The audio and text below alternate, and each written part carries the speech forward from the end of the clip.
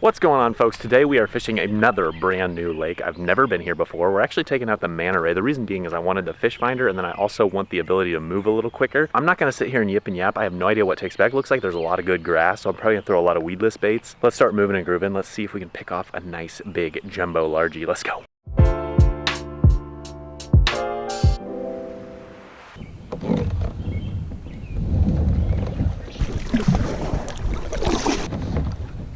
There's definitely some bass on beds, definitely some bass just cruising the shallows. I think there's fish in both post spawn and the spawn right now. I'm just gonna keep my eyes peeled. If I see anything on a bed that's actually decent, then I'll fish it. But if I don't see anything big, I'm probably not gonna waste my time. Quack, quack. Gotta find me mumbo jumbo. There's so many cruising bass around here. I'm just gonna do like 1 or 2 casts with the Ned Rig just to see. There, he's got it. Little one. This is gonna be too easy today. One down. Little dink, but I'll take him. Pretty fish. Holy cow, something's feeding aggressively. Oh. There, I got him. 2 fish. There's a lot of small bass in this lake. You live and you learn, people. You live and you learn. 2 down. Ned Rig for life, baby. There it is. Oh wait, is this a gill? It is. Sunny. I'll take that. Multi-species kind of day, people. Multi-species kind of day. 3 fish down. 2 bass, 1 gill. I can't get distracted. I probably need to put on something that'll catch bigger fish. I'm gonna go ahead and rig up a plastic on the Texas rig just to have a little bit bigger presentation. Try one of these. It's a turbo craw. An Okeechobee craw color. Kind of found where this deepens out a little bit. I need to kind of reconfigure my game plan here. I'm gonna switch topwaters. I just don't think this is the right conditions for the duck. I wonder if they'll eat a Zara spook. Oh, decent bass on a bed. I'm fishing that fish. Best bass I've seen all day. Yeah, it's a good fish. Yeah, it's gonna be a catchable fish right there. She's staying on the bed. I keep brushing him with the line, and it's just really getting on his nerves. Frustrating fish. That's for sure. I'm gonna take off this plastic for 2 seconds and put on a different one just to see if it makes him react. Maybe a little tiny change in color could confuse him, make him frustrated.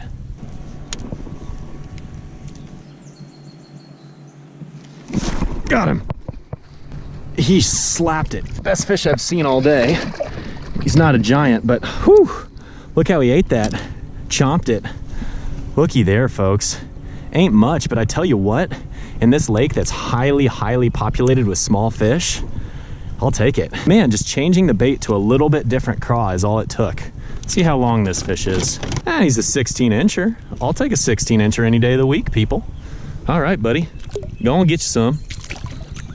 Ooh, give us a little show. It was a real challenge. I'm telling you, I probably worked on that fish for about 45 minutes, if I had to guess.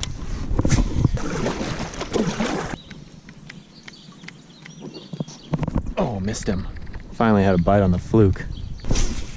Holy snapping turtle right next to me.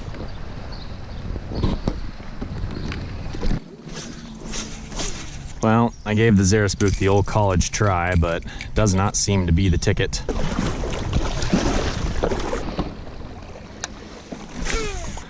Just slow rolling this swim bait on the drop off here.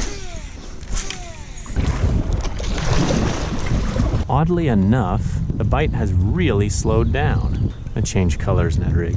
Something a little more natural. So I just switched it up to the old TRD minnows. So I'm just gonna try to fish it extra slow because they don't seem to be reacting well to really any retrieve at this point. I think it really stems back to the fact that this lake is really clear, and I think it gets a lot of pressure. And so even the Ned Rig is having a hard time producing. There we go. When I first got here, they were just crunching it. But lately it's been tough. This little guy is not exactly what we're looking for, but it's a start. Ends the dry streak. Just a little baby, but look at that kicker right there.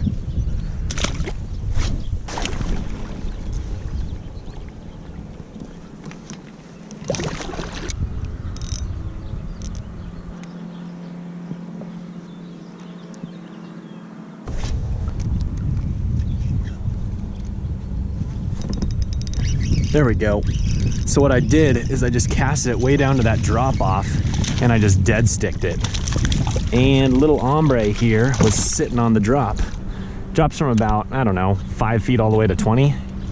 Whew, little guy, but I tell you what, found some fish on a drop off, always like that. Old fish finder came in handy. So what I'm gonna do is do the exact same thing. If you've seen my 5-minute fish talk episode on different Ned Rig retrieves, you would know that that one's basically the Dragon Dead Stick. When I picked it up, he was there. It goes to show that sometimes we as bass fishermen tend to overcomplicate things. You don't always have to work your bait. Sometimes the natural drift of the current can do a lot more than you think, especially with lightweight lures like the Ned Rig. Got another on the old Dragon Dead Stick. Man, they're down there deep. Oh, it's a pike. What just happened? How I did this, I don't know, but I caught a little. All right, buddy. All right, buddy. Thanks for the fight. You're not very big, but I'll take you. Ooh, he wasn't happy with me. It's awfully windy outside, but essentially I've got this drop off from about 5 to 20 feet, and I've noticed there's a group of fish on it, and so I'm just dead sticking a Ned Rig, and they're biting it. It's pretty cool. Got him. Man, they love that just dead stick, baby. Better fish. No, lost him. This is great. I figured out the pattern. If you can see that, there's a minor drop off there and you see a bunch of fish just suspended. And what happens is when my Ned Rig just drifts around in there, and you notice it's 12 to 20 feet, my Ned Rig will drift around in there and these fish just chomp. There he is. It's automatic, people. Feels like a decent one. Oh, he wants to fight. Oh, I don't know why that's happening. They're shaking it.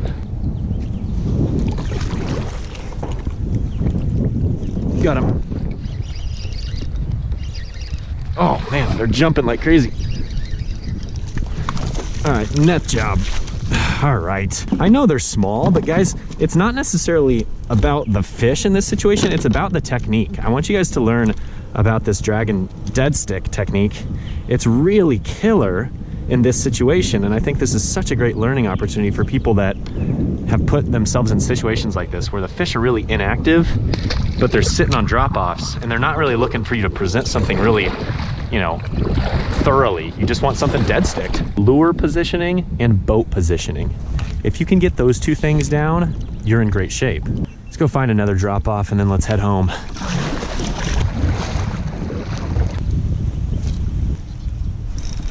There he is.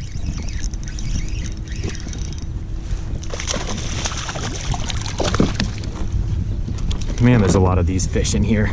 I will take them. Man, there's a lot of fish the same size in this lake.